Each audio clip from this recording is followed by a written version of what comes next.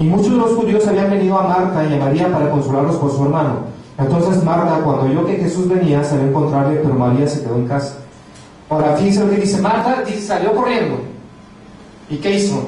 Señor, si hubieras estado aquí, ¿qué hubiera pasado? O sea, de alguna forma ella tenía ya el curso de las cosas pensado, ¿se da cuenta? Así como muchas veces nosotros lo hacemos. Es decir, Señor, si mejor me hubieras comprado ese camioneta, no me hubiera pasado esto. ¿Sí? O hubieras parado la lluvia y yo no hubiera chocado. En este caso es más o menos lo mismo. Señor, si tú hubieras estado antes, Lázaro estaría vivo. Entonces, versículo 23, Jesús le dijo, tu hermano resucitará. Una declaración muy fuerte. ¿Cuántos usted ha visto que resucite?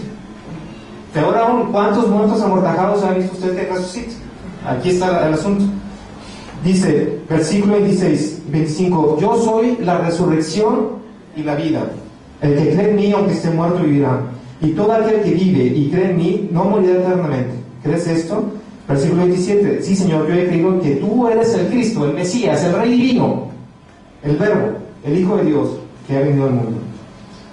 Ya para no hacer la historia tan larga, resulta ser que él va al sepulcro, ve a toda la gente llorando ahí, ve a las hermanas de Juan llorando, ve a los judíos llorando, y ¿qué es lo que hace? Versículo 35, Jesús lloró, se conmovió. Jesús no es ajeno a las aflicciones de nuestra alma. Jesús no es ajeno a su enfermedad, a la falta de empleo, a sus discapacidades. A todo eso no es ajeno a Jesús. Se conmueve, llora. Pero interesante es lo que dice, ¿dónde lo pusiste? Y entonces empieza una ratinga ahí también entre, no, ya huele, ya tiene 4 días, no es necesario. Entonces él insiste, muevan la piedra. Hermanos, eran sepulcros, eran cuevas, y había una piedra, tenían que rodarla a varios hombres. Entonces llegan, rodan la piedra, Jesús se pone enfrente, ora al Padre, le dice, Señor, te doy gracias, porque yo sé que siempre me escuchas, pero esto lo hago ¿para qué? Para tu gloria, para que vean tu gloria, para que vean mi gloria, y para que viendo nuestra gloria, ¿qué? Crean. Se encamina hacia el sepulcro y dice, Lázaro, ven fuera. Yo me imagino a Jesús un poco secándose las lágrimas, aclarando un poco la voz, alzando la voz, y ¿qué es lo que pasa, hermanos? La momia sale caminando, dando brinquitos. ¿Usted qué haría? Yo me muero del susto. Resucito y me vuelvo a morir del susto. Dice que muchos de los que estaban ahí viendo eso, ¿qué hicieron? Creyeron. ¿Y qué creyeron? Que Jesús era el Mesías, que Jesús era el Salvador, que Jesús era divino. Y son judíos, hermanos. Los judíos escuchan las primeras palabras que escuchan es, oye Israel, el Señor nuestro Dios es uno. ¿Se da cuenta? Creyeron.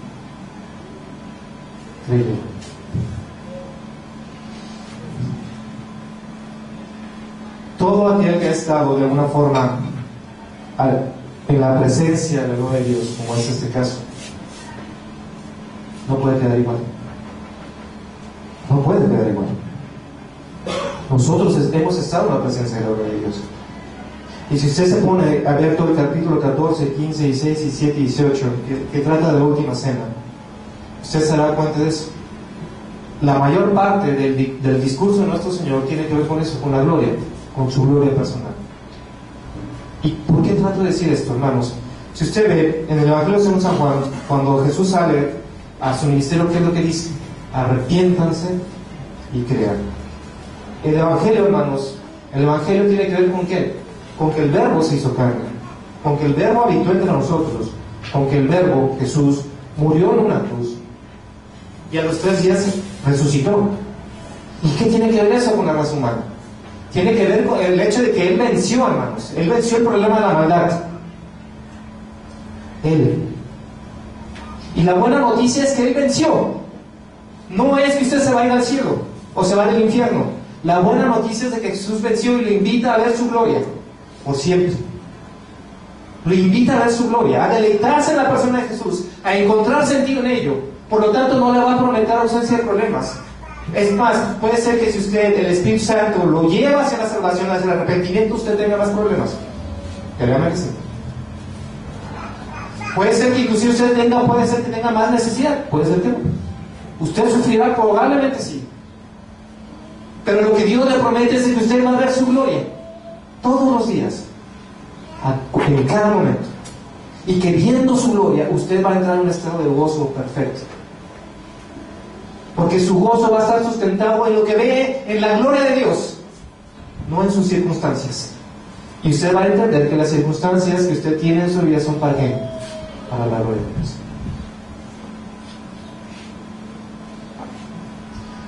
Por último, estaba un hombre que se apellida Lápides, que estaba leyendo su testimonio la noche anterior. Este hombre era judío, nació en una familia judía más o menos como en los años 50 del siglo pasado. Y al ser de una familia judía, pues él nunca escuchó hablar de nuestro Señor Jesús. ¿Sí? Los judíos no creen que Jesús sea el Mesías. Entonces él, estando en esa condición, pues así creció. De hecho él hizo su bar mitzvah, es decir, a los 13 años él ya era un hombre, digo más o menos hombre pues en la cultura judía. Sí le hizo la fiesta más o menos y hubo invitados y todo esto. Él empezó a crecer, pero más o menos con los 16 años sus padres se divorcian y él entra en una crisis de fe. O sea, no encontraba mucho sentido entre lo que escuchaba en la sinagoga, lo que sucedía en su casa y lo que sucedía en su vida. Y comenzó a tener una adolescencia rebelde. Tan rebelde fue el muchacho que terminó embarcado yendo a pelear a Vietnam, ¿no? Entonces llega a Vietnam y lo primero que le dice el oficial es: el 20% de ustedes morirán y el 80% va a terminar o drogado o loco. Entonces bajo esa expectativa, hermanos, así siguió su vida.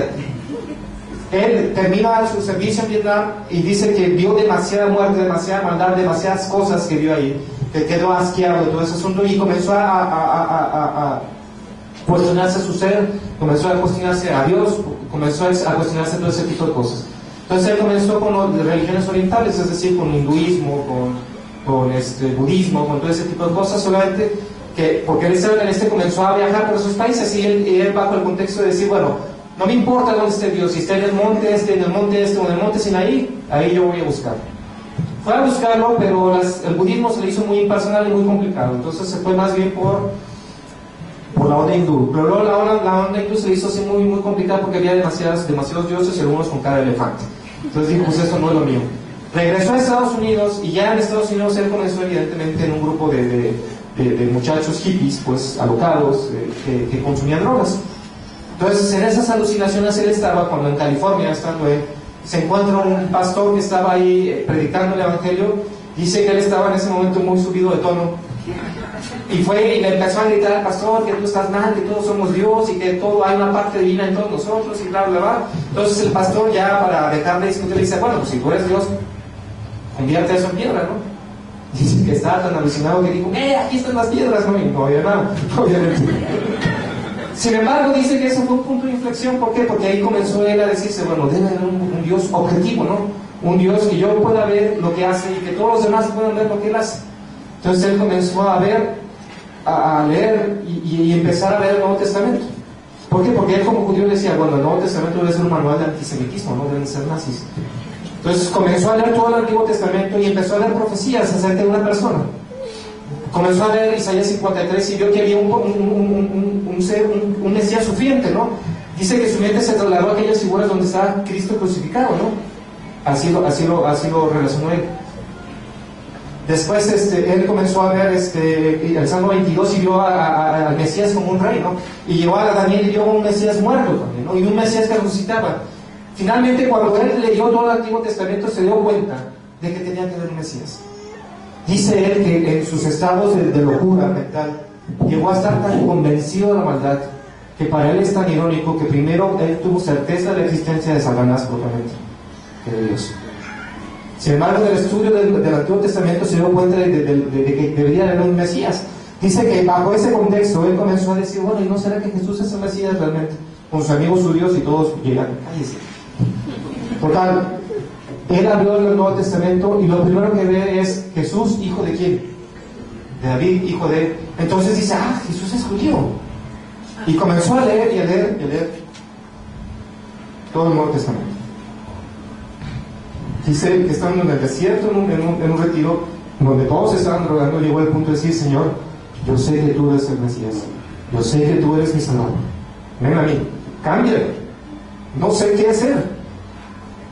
Dice él que su vida fue cambiando de una forma inexplicable, poco a poco. hasta un punto en que sus mismos compañeros dijeron, pues tú ya no tomas drogas. ¿Qué te han hecho? Fue con su familia judía y le dijo, yo soy cristiano, Jesús es el Mesías. ¿Y sabe qué se recibió? Lo corrieron de la familia. Preferían a un judío budista que a un judío cristiano. ¿Se da cuenta? Se hace una novia cristiana, judía igual que él, y van a una iglesia, la primera que encontraron. Entran por el pasillo y el pastor que está predicando es el mismo pastor que lo había estado aconsejando algunos años antes. Estas dos parejas sirven ahora a Dios y tienen una congregación mesiánica.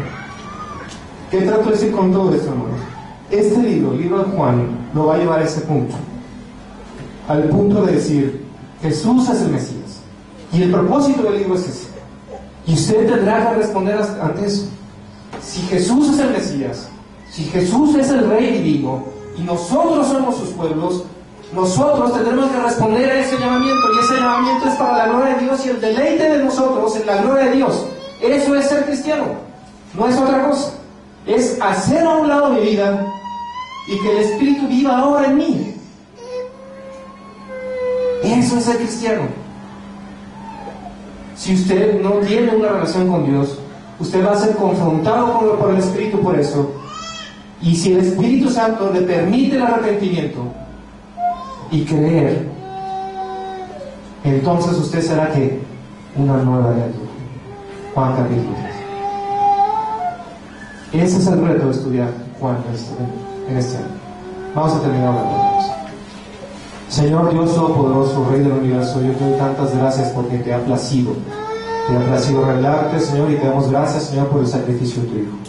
Ahora yo te suplico que tu Espíritu, Señor, nos redarguya y que tu Espíritu, Señor, finalmente nos convenza de juicio, de pecado y de justicia. Y yo te suplico que además el Espíritu, Señor, produzca arrepentimiento continuo en nuestras vidas, Señor. Y así mismo nos produce el creer en ti. Te amamos y te bendecimos en el Señor Jesús.